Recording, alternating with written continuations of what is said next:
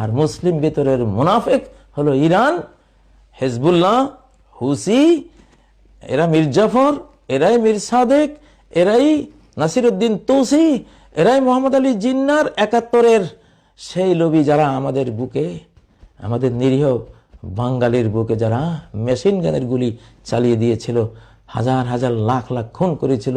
এদের ইতিহাস তো এইটাই। এদের অস্ত্র, এদের ক্ষেপণাস্ত্র, এদের পারমাণবিক বোমার কথা শুনে আমাদের হাসির কিছু নেই, বরং কান্নার বিষয় আছে যে কখন জানি এরা আমাদের বিরুদ্ধে এগুলি ব্যবহার করে।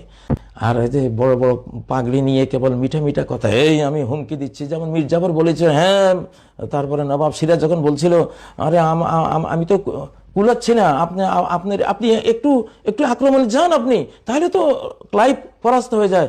সে বলে, এই তো আমি আসছি, আরে আজকে যুদ্ধ করে লাভ নেই, এখন আর আমার এখন এই দুপুর গড়িয়ে গেছে, এই স্বামীনের সময় যুদ্ধ করে আমার বীরত্ব, আমার সহ্য বীর্যের একটা হক আদায় হবে না, কালকে আমি দেখিয়ে দেব।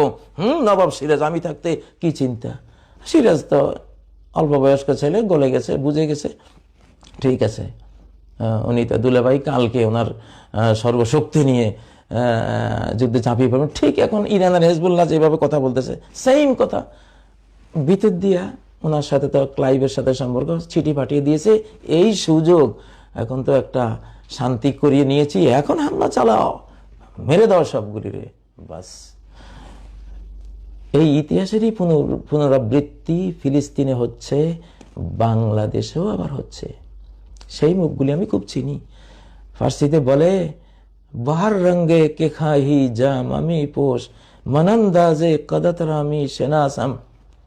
ওরে আমার বন্ধু, তুই যেই লেবাস পরে আমার কাছে আসিস না কেন, তোর শরীরের দৈর্ঘ্য প্রস্থ তো আমি চিনি, আমি তোরে চিনতে ভুল করবো না। এই কোরআন, এই হাদিস, 40টা বছর তো হাদিসের ওস্তাদি করেছি, কোরআনও পড়েছি, আর এখন তো আলহামদুলিল্লাহ কোরআন নিয়েই তো থাকি। কোরআনের ইতিহাস দিয়ে কোরআন চিনিয়ে দিয়েছে, অন্তত আমি চিনতে ভুল করবো না ইনশাআল্লাহ। আপনারা ভুল করবেন না যদি কোরআন আর নবীজির এই হাদিসগুলো আপনারা পড়েন, সাথে ইতিহাসটা সামনে রাখেন। যেই লেবাস পরে আসুক, চিনতেছি যে উনি কোন নিয়তে এসছেন।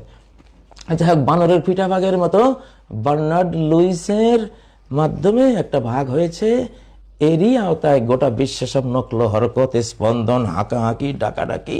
আর মুসলিম ভেতরের মুনাফিক হলো ইরান, হিজবুল্লাহ, হুসি, এরা মীর জাফর, এরাই মীর সাদেক, এরাই নাসিরউদ্দিন তুসি, এরাই মোহাম্মদ আলী জিন্নার ৭১-এর সেই লবি যারা আমাদের বুকে, আমাদের নিরীহ বাঙালির বুকে যারা মেশিন গানের গুলি চালিয়ে দিয়েছিল, হাজার হাজার লাখ লাখ খুন করেছিল। এদের ইতিহাস তো এইটাই। এদের অস্ত্র, এদের ক্ষেপণাস্ত্র, এদের পারমাণবিক বোমার কথা শুনে আমাদের হাসির কিছু নেই, বরং কান্নার বিষয় আছে যে কখন জানি এরা আমাদের বিরুদ্ধে এগুলো ব্যবহার করে। তো যাই হোক, আমি ওদের দুর্নাম করতে চাই না, তবে ইতিহাসটা তুলে ধরলাম যাতে দোস্ত দুশ্মন আপনারা চিনতে পারেন। এখনো যারা এসেছেন, সেই পলাশির ওনারাই কিন্তু এসেছেন, সেই পলাশির ওনারাই এসেছেন। তো এই জন্য সাধু সাবধান, বাঙালি সাবধান। আল্লাহ তাআলা সবাইকে চোখ কান খোলা রেখে দেশের স্বার্থ যাতে কেউ বিকি না দেন। মীর জাফর যদি কেউ হন তাহলে খবর আছে, এবার এখন আর সহ্য করবো না ইনশাল্লাহ। আমি কি করব সেটা আমার খালি দুইটা হাত দিয়েই, আমি তো বলছি শাহানশাহকে দিয়ে এমন শিক্ষা দেওয়াবো ইনশাআল্লাহ, ইতিহাস হয়ে যাবে ইনশাআল্লাহ। আল্লাহ তাআলা আমাদেরকে মীর জাফর হওয়ার হাত থেকে, গাদ্দার বিশ্বাসঘাতক হওয়ার হাত থেকে হেফাজত করুন। সুবহানাকাল্লাহুম্মা বিহামদিক, আশহাদু আল্লা ইলাহা ইল্লা আনতা, আস্তাগফিরুকা ওয়া আতুবু ইলাইক। ওয়াসসালামু আলাইকুম ওয়া রাহমাতুল্লাহি ওয়া বারাকাতুহু।